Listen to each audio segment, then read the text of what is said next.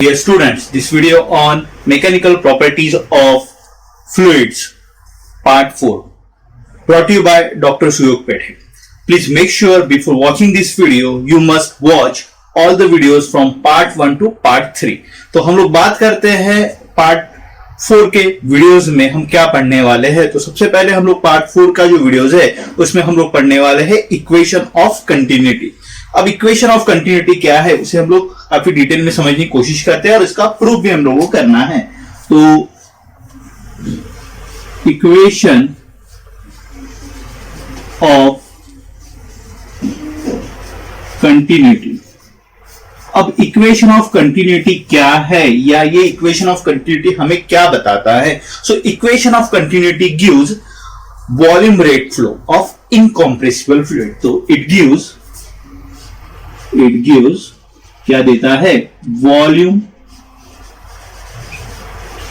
Rate flow of incompressible fluid.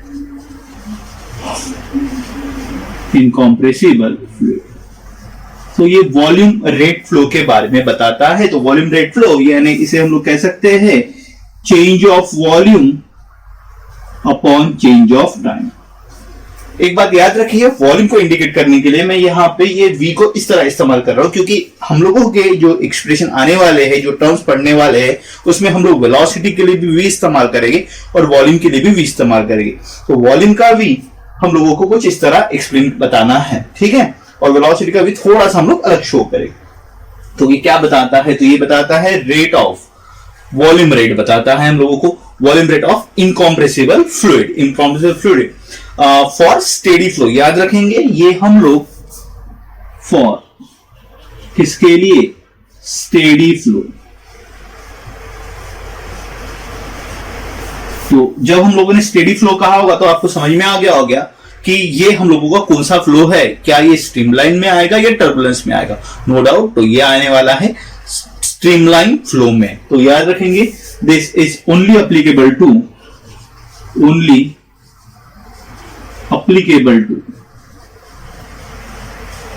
Streamline flow. तो सिर्फ streamline flow के लिए ही ये इक्वेशन ऑफ कंटिन्यूटी इस्तेमाल करेंगे. अब इक्वेशन ऑफ कंटिन्यूटी को समझने के लिए हम क्या करेंगे, सबसे पहले तो कौन सा फ्लूइड लेना है. तो पॉइंट नंबर 1 तो ये क्लियर हो गया, कौन सा फ्लूइड है हम लोगों का, इनकॉम्प्रेसिबल फ्लूइड कंसीडर करना है, ठीक है. अब इस इनकॉम्प्रेसिबल फ्लूइड का फ्लो करवाना है. तो फ्लो कैसा रहना चाहिए, तो फ्लो यहां पे हम लोगों ने कहा है फ्लो कैसा होना चाहिए, स्टेडी फ्लो होना चाहिए. अब ये स्टेडी फ्लो यानी क्या होता है, तो पार्टिकल का velocity for the given position क्या रहता है, कांस्टेंट रहता है. It will may vary from point to point, but उस पर्टिकुलर पॉइंट पे वेलोसिटी क्या रहने वाला है, कांस्टेंट रहने वाला है. अब इसका फ्लो करवाने के लिए हम लोग एक कंटेनर कंसीडर करेंगे, एक पाइप लेंगे जो वेरिएबल क्रॉस सेक्शन वाला पाइप है. तो वेरिएबल क्रॉस सेक्शन वाला एक हम लोग पाइप कंसीडर कर रहे हैं, ठीक है. तो यहां उसका area of cross section very हो रहा है. अगर हम लोग इस पॉइंट की बात करेंगे तो इस पॉइंट में एरिया ऑफ क्रॉस सेक्शन दिखाई दे रहा है A1, ये काफी बड़ा है. और इस पर्टिकुलर पॉइंट की बात करते हैं, इस पॉइंट पे एरिया ऑफ क्रॉस सेक्शन कम है. समझ में आ रहा है, एरिया ऑफ क्रॉस सेक्शन वहां से फ्लो होने वाला है. तो ठीक है, तो एरिया ऑफ क्रॉस सेक्शन दोनों जगह अलग अलग है. तो यहां पे A1 is greater than A2. A1 is a area of cross section. तो एरिया ऑफ क्रॉस सेक्शन. अब हम लोग जानते हैं कि as a fluid is incompressible. Fluid कैसी है, इनकॉम्प्रेसिबल है. तो particle moves faster in narrower section. तो नैरो सेक्शन कौन सा है, तो नैरो सेक्शन ये हम लोगों का है, बराबर है. तो पार्टिकल का वेलोसिटी, तो अगर हम बात करेंगे तो इस सेक्शन से वेलोसिटी ज्यादा रहेगी. तो velocity in the narrower section V2 is greater then velocity in the broader section V1. Velocity ज्यादा रहेगी कौन से सेक्शन में, तो जो नैरोअर है, जहां एरिया ज्यादा है वहां वेलोसिटी कम, और एरिया कम है वहां वेलोसिटी ज्यादा. अब जब बात करते हैं स्पीड की तो बात करिए. अब हम बात करेंगे कि हम लोगों का जो फ्लूइड है वो which crosses the area A1 and A2. अगर हम बात करते हैं in a interval delta t, समझने की कोशिश करते हैं, in interval delta t, delta t इस इंटरवल में fluid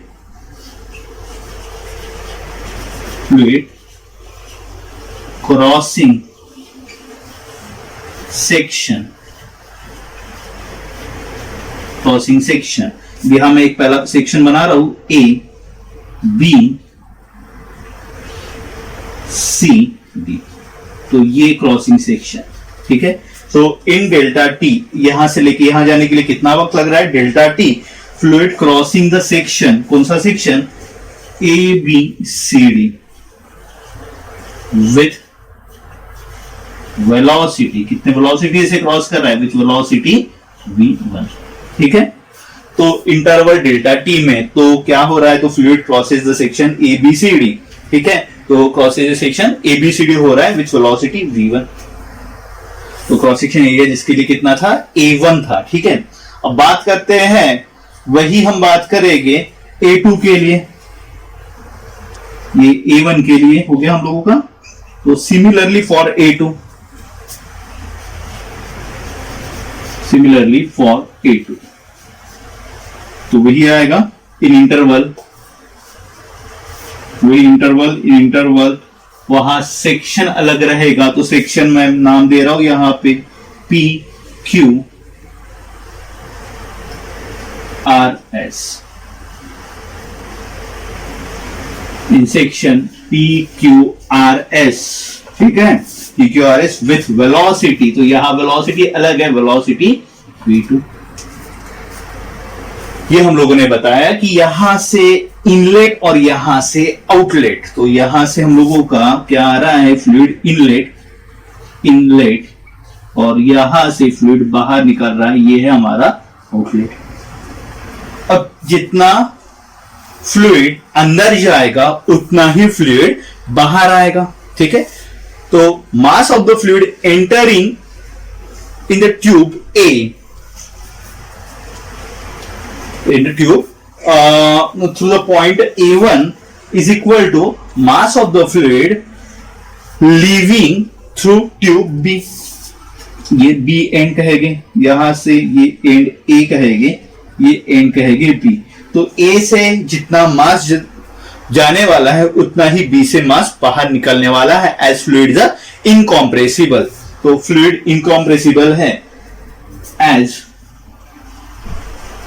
fluid is incompressible, therefore mass of fluid entering through A से, ठीक है, is equal to mass of fluid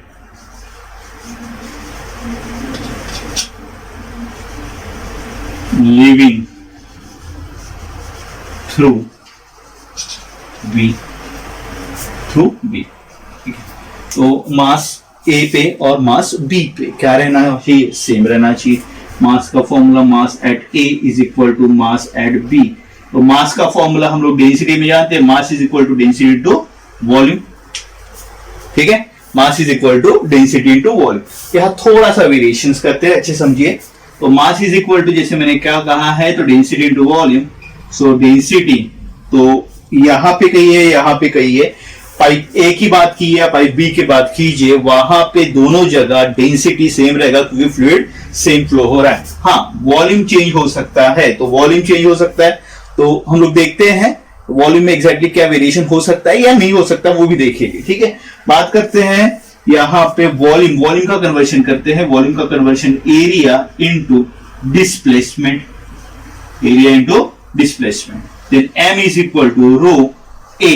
अब डिस्प्लेसमेंट कितना, तो यहां से यहां जाने के लिए कितना टाइम लगा, डेल्टा टी, कितने वेलोसिटी से, v1, so velocity is equal to displacement upon time, then displacement is equal to, तो कितना डिस्प्लेसमेंट होगा, तो यहां डिस्प्लेसमेंट इज इक्वल टू क्या आएगा, वेलोसिटी इनटू टाइम, यानी डेल्टा टी। तो यहां डिस्प्लेसमेंट होगा v1 into delta T, similarly displacement on the tube B end की बात करते हैं तो यहां डिस्प्लेसमेंट कितना होगा, तो displacement is equal to v2 into delta T. ठीक है, तो डिस्प्लेसमेंट क्या होगा, तो वेलोसिटी इंटू डेल्टा टी यानी टाइम इंटरवल। तो m1 और mb के वैल्यूज हम लोग पुट करेंगे।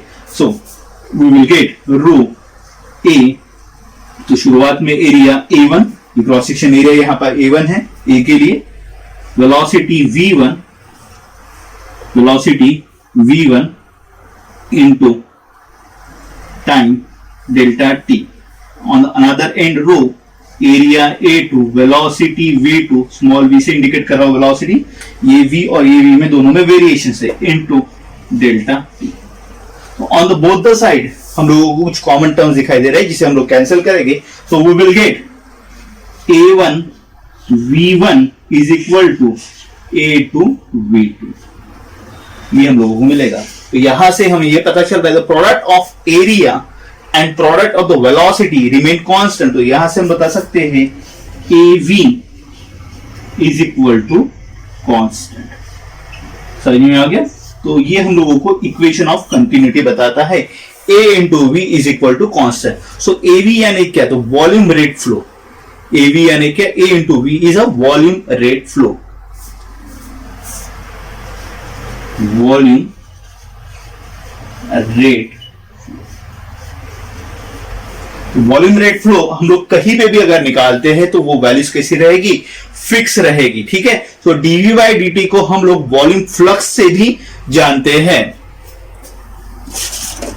सो इसे वॉल्यूम फ्लक्स से भी जानते हैं और इसे हम लोग मास में भी कन्वर्ट कर सकते हैं। तो समझ में आ गया? तो A into V that is called as a dv by dt, that is dv, ये वॉल्यूम है और ये ऊपर का है हम लोगों का वेलोसिटी। तो ये क्या रहेगा, वॉल्यूम रेट फ्लो, ये क्या रहेगा, constant. So this is all about the equation of continuity. तो आई होप आपको समझ में आ गया होगा कि इक्वेशन ऑफ कंटिन्यूटी हम लोगों ने किस तरह सॉल्व किया हुआ है। तो इसमें क्या इंपॉर्टेंट चीजें है, तो यहां पे ये चीजें आप लोगों को समझने आना ज्यादा जरूरी है। तो मास को हम लोगों ने किस में कन्वर्ट किया है, एरिया इंटू डिस्प्लेसमेंट। डिस्प्लेसमेंट को क्या कन्वर्ट किया है, वेलोसिटी इंटू टाइम। तो ये टर्म्स को याद रखिए, या आप जब नोट्स नोट करते हो तब आप लोग इस पॉइंट्स को स्टार मार्क लगा के रखिए, सो दैट आपकी यह गलती ना हो और ये पॉइंट्स आपको क्लियरली याद रहे। तो इक्वेशन ऑफ कंटिन्यूटीज में हम लोगों ने क्या पढ़ा है, तो इक्वेशन ऑफ कंटिन्यूटीज में हम लोगों ने टर्म्स देखे हैं कि जिसमें एरिया और वेलोसिटी का प्रोडक्ट क्या रहेगा, हमेशा कांस्टेंट रहेगा। ठीक है, तो बात करते हैं नेक्स्ट इंपॉर्टेंट टॉपिक की, बर्नौलीज प्रिंसिपल।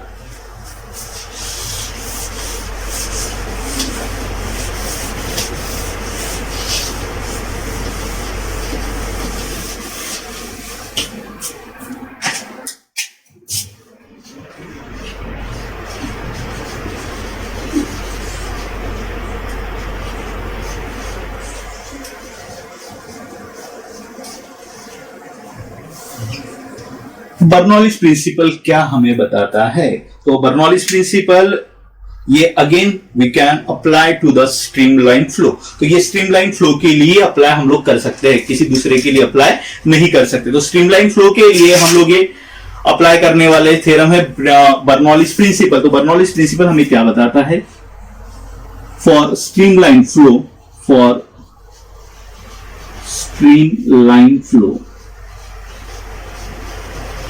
स्टेटमेंट समझिए कुछ ये, P plus pressure plus kinetic energy per unit volume plus kinetic energy potential energy per unit volume is equal to constant.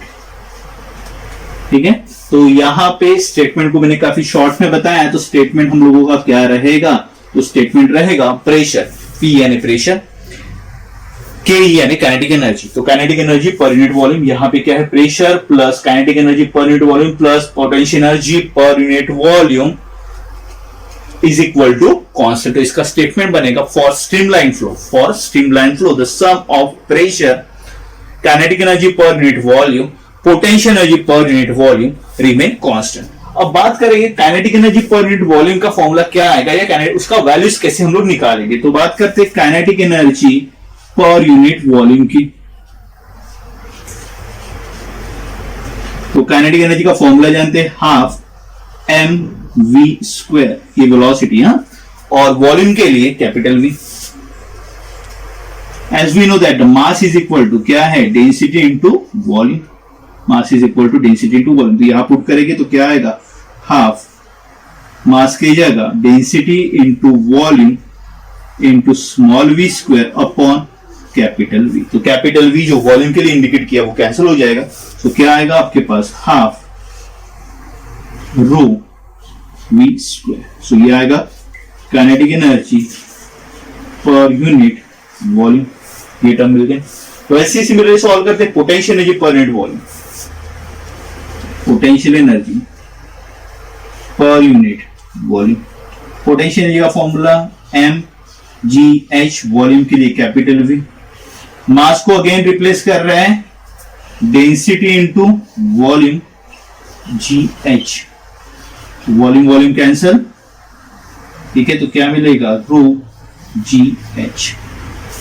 तो ये मिल गया हमें potential energy per unit volume. तो kinetic energy per unit volume निकाल लिया, potential energy per unit volume निकाल लिया। तो इस इक्वेशन को थोड़ा सा मॉडिफाइड करते हैं। तो मॉडिफाइड करने के बाद हम लोगों को जो इक्वेशन मिलने वाला है वो हम लोग लिखते हैं, that is the final equation of Bernoulli's principle. तो इक्वेशन क्या मिलेगा, तो P की जगह P pressure, kinetic energy per unit volume की जगह क्या मिला हमें, half rho we square plus potential energy per unit volume की जगह मिला है rho g h is equal to कितना आना चाहिए, कांस्टेंट। तो ये हम लोगों को बताया है बर्नौलीज प्रिंसिपल के अंदर में। तो याद रखेंगे, तो बर्नौलीज प्रिंसिपल ये और सिर्फ अप्लाई होगा किस फ्लो के लिए, स्ट्रीमलाइन फ्लो के लिए, ठीक है। तो kinetic energy per unit volume का फॉर्मूला याद रखेंगे, half rho we square, potential energy per unit volume का रो जी एच, और प्रेशर के लिए पी। तो तीनों का जो सम है वो क्या आना चाहिए, कांस्टेंट आना चाहिए for the system 1 and for the system 2। अगर मैं दो चीजों की या दो अलग अलग जगह की बात करता हूं तो इसे मैं ऐसे भी लिख सकता हूं, P1 plus half rho V1 square plus rho G H1 is equal to P2 half rho V2 square plus rho G H2। यानी यहां पे ये इक्वेशन लिखा है। तो दो अलग अलग जगह का pressure, point A and point B, एक की जगह प्रेशर है P1, दूसरी जगह प्रेशर है P2। दो अलग अलग जगह की वेलोसिटी, एक की जगह V1 है, दूसरी जगह V2 है। दो अलग अलग पोजीशंस की हाइट भी चेंज हो सकती है, एक H1 और एक H2। तो अब हम लोग बात करते हैं कि इसके प्रूफ्स के बारे में। तो यही प्रूफ हम लोग करेंगे, बर्नौलीज प्रिंसिपल का डेरिवेशन हम लोग सॉल्व करने वाले हैं।